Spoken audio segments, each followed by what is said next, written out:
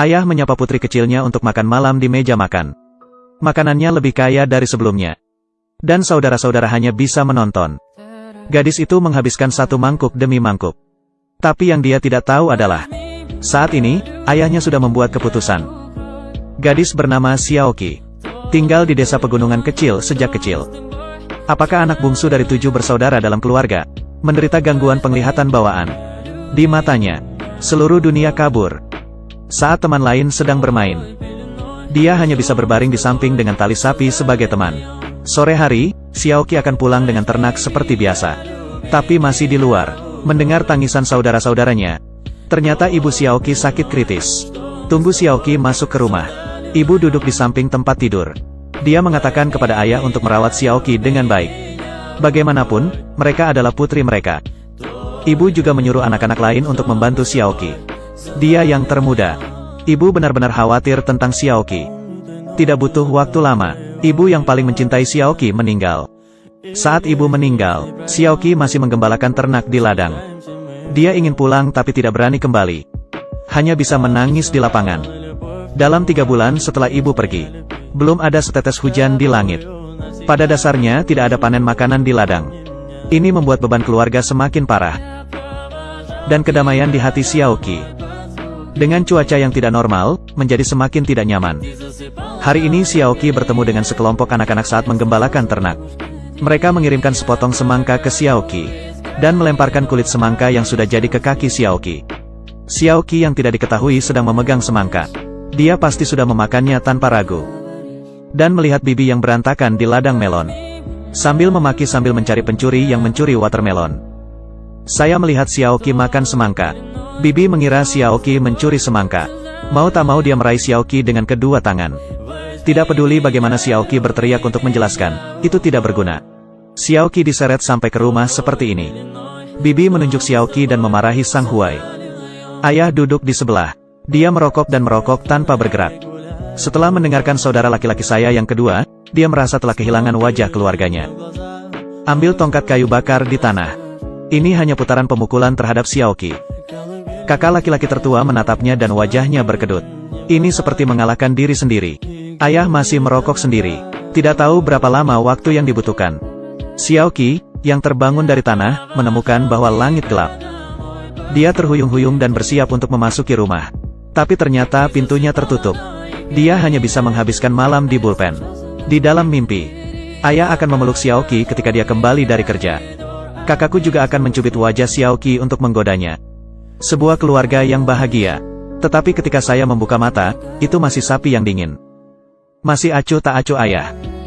Ayah mengambil Xiaoqi dan berkata bahwa dia tidak akan menggembala sapi hari ini. Bawa dia ke meja yang penuh dengan makanan enak. Kakak dan adik tidak akan merampoknya hari ini. Dia adalah satu-satunya yang makan hidangan enak di meja ini. Setelah Xiaoqi selesai makan, tapi ayahku membawanya ke pegunungan yang jauh. Datang ke gua di mana saya tidak tahu di mana. Tangisan Xiaoqi sepertinya menunjukkan sesuatu. Ayah akan meninggalkan Xiaoqi di gua ini. Karena keluarga memiliki populasi yang besar. Tidak dapat mendukung begitu banyak orang lagi. Dia hanya bisa membuang anak ini dengan tubuh lumpuh. Tidak peduli seberapa Xiaoqi menangis. Ayah, masih dengan tegas melepaskan tangan Xiaoqi. Berjalan di luar gua. Xiaoqi ingin menyusul. Tapi cahaya di gua itu redup. Xiaoqi tidak bisa melihat dengan jelas sama sekali. Dia hanya bisa berdiri dengan putus asa dan menangis dengan keras. Pada saat ini, jeritan Qimei membuat Xiaoqi merasakan harapan. Ternyata kakak laki-laki yang tidak mengkhawatirkan Xiaoqi. Dia mengikuti ayah ke gua ini. Mereka berpelukan dan menangis. Kayak lama gak ketemu. Saat aku berjalan keluar dari gua, tiba-tiba hujan deras. Tanaman di musim kemarau panjang dan hujan bisa bertahan. Tapi Xiaoqi tidak tahu harus kemana. Dia tidak pernah ingin kembali ke rumah itu. Kakak bilang ada banyak orang di kota. Bahkan jika Anda meminta makanan, dia tidak akan kelaparan. Jadi Xiaoqi dimasukkan ke dalam bagasi mobil. Ditarik ke kota dengan ayam, bebek, dan angsa di bagasi. Melihat Xiaoqi pergi, kakak terus menyeka air mata di wajahnya. Tapi itu tidak jauh lebih baik di kota.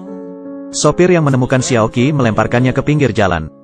Xiaoqi yang tidak tahu harus kemana, hanya bisa didorong ke depan. Semua orang membencinya kotor. Aku takut aku akan mendapat masalah. Tidak ada yang mau mengulurkan tangan membantunya. Xiaoqi hanya bisa meraba-raba ke depan sendiri. Berjalan dari siang ke malam. Ada seorang gadis kecil yang ingin memberi makan Qi Xiao kecil yang lapar. Tapi dia dihentikan oleh ibunya. Pasangan di sebelah dia hanya akan berdiri. Xiaoqi diusir oleh bosnya. Dia sekali lagi memulai perjalanan sendirian. Berjalan ke pintu KTV. Saya baru saja bertemu dengan seorang paman yang keluar. Paman tidak tahu itu baik. Dia masih mabuk dan memberi Xiaoqi 200 yuan. Tapi uang itu belum ada di tangan Xiaoqi. Diculik oleh seorang wanita. Adegan ini dilihat oleh seorang pria tidak jauh. Dia menyusul Xiaoqi. Membawa Xiaoqi ke kediamannya. Memberi Xiaoqi semangkuk nasi. Dia juga mengatakan bahwa dia akan memberi makan Xiaoqi Fan setiap hari. Tapi pria ini bukan orang baik. Dia melakukannya untuk tujuan lain. Ternyata dia ingin Xiaoqi pergi ke jalan untuk mengemis dan memberinya uang. Tetapi pada akhirnya saya tidak mendapatkan 1 sen pun. Pria berpikir itu pasti Xiaoqi tidak cukup menyedihkan. Dia akan mengambil pisau untuk memotong tangan dan kaki Xiaoqi. Xiaoqi menangis serak. Saat itu polisi bergegas masuk. Mengontrol pria itu dan menyelamatkan Xiaoqi. Xiaoqi dikirim ke stasiun penyelamat sesudahnya. Dalam waktu singkat di stasiun penyelamatan, Xiaoqi merasakan kehangatan dan cinta dari dunia. Kemudian Xiaoqi diadopsi oleh Bibi Li dan membawanya ke negara yang jauh. Selama hari-hari bersama Bibi Li, Xiaoqi tampaknya telah kembali ke ibunya. Bibi Li merawat Xiaoqi dengan baik. Belikan mainannya yang lucu, tas sekolah merah muda, dan makanan ringan favorit Xiaoqi. Saya juga mengajari Xiaoqi membaca, menulis, dan musik. Biarkan Xiaoqi merasakan kehangatan rumah lagi. Kemudian, Bibi Li mengirim Xiaoqi ke rombongan seni. Meskipun Tuhan telah mengambil penglihatan Xiaoqi, akan tetapi, Xiaoqi juga memiliki nilai kehidupan yang dapat dicapai. Itu adalah musik. Sayang sekali sejak itu, Xiaoqi tidak pernah melihat Bibi Li lagi. Ketika dia tumbuh, Xiaoqi menjadi anggota utama rombongan seni. Tampil di luar bersama rombongan seni sepanjang tahun. Setiap kali pertunjukan berakhir, dia membungkuk kepada penonton. Tepuk tangan meriah dari penonton adalah kebahagiaan yang dibawa Xiaoqi. Meskipun Xiaoqi tidak bisa melihat, tapi dia benar-benar bisa merasakannya. Hidup dijamin. Hari ini, Xiaoqi menerima surat dari Bibi Li. Hanya ada satu alamat dalam surat itu. Simak isi suratnya. Xiaoqi tenggelam dalam pikirannya. Pada malam hari dia memimpikannya gua 10 tahun yang lalu. Gua mimpi buruk itu. Xiaoqi mengerti sudah waktunya pulang. Inilah sebabnya Bibi Li mengiriminya alamat. Kebohongan pasti menjadi harapan. Xiaoqi akan dapat tinggal di rumah suatu hari nanti. Bagaimanapun, itu adalah rumah Xiaoqi. Memulai perjalanan pulang. Semuanya masih begitu akrab. Adegan ketika saya masih muda masih sangat jelas. Xiaoqi meraba-raba dan datang ke kuburan. Berlututlah dengan kaki dan menangis. Ini kuburan ibunya. Penduduk desa yang melihat pemandangan ini juga datang. Seorang pria di kerumunan bernama Qi Mei. Qi Mei.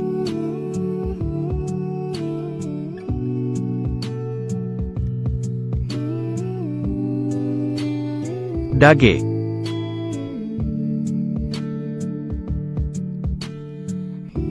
Mereka berdua berpelukan dan menangis lagi. Ternyata kakak tertuanya pergi ke kota untuk mencari Xiaoqi. Hanya tidak menemukannya. Sejak itu, tidak ada keberadaan Xiaoqi. Xiaoqi berterima kasih padanya karena telah menyelamatkannya dari gua. Dan ayah Xiaoqi melihat jauh dan tidak berani mendekat. Kakak laki-laki membantu Xiaoqi berjalan pulang bersama. Ayah dengan berlinang air mata mengikuti dengan diam-diam. Xiaoqi akhirnya bertemu dengan beberapa saudara laki-laki dan perempuan. Hanya ayah yang terlambat. Meskipun aku telah ditinggalkan, Xiaoqi, aku masih tidak bisa menahan tangis di bahu ayahku. Ayah masih berkata dengan dingin seperti sebelumnya. Baru kembali. Tapi Xiaoqi, aku masih bisa merasakan suara isak tangis ayahku. Dan bau asap tanah yang familiar. Setelah 16 tahun, Xiaoqi akhirnya kembali ke rumahnya di mana dia telah hilang selama bertahun-tahun. Dia tidak menyalahkan ayahnya saat itu. Pahami lingkungan saat itu. Beritahu Xiaoqi tentang kehidupan mengemis tahun itu. Tidak ada moralitas. Tapi keesokan harinya, Xiaoqi masih memutuskan untuk pergi. Karena dia ingin menggunakan waktu yang tersisa. Terus menyadari nilai mereka dalam hidup. Melihat Xiaoqi pergi. Kali ini ayah tua itu mengejar tanpa ragu. Jika Anda adalah Xiaoqi, apakah Anda akan memilih untuk memaafkan ayah?